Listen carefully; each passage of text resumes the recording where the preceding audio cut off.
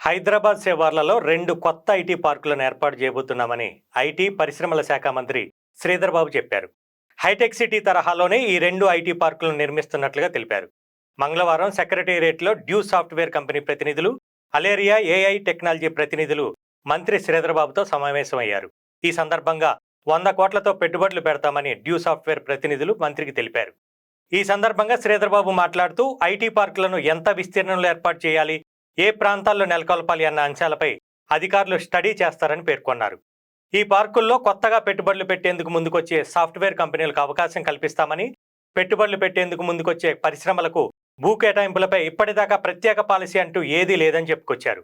దీనివల్ల పారిశ్రామికవేత్తలు ఇబ్బంది పడ్డారని, అందుకే ప్రత్యేక పాలసీని రూపొందించాలని నిర్ణయించామని చెప్పారు. పెట్టుబడి కల్పించే ఉద్యోగాల సంఖ్య ఆధారంగా భూమిని కేటాయిస్తామని తెలిపారు. డ్యూ సంస్థకు అన్ని విధాలుగా సహకరిస్తామని, 900 మందికి ఈ సంస్థ ఉపాధి కల్పిస్తుందని చెప్పారు.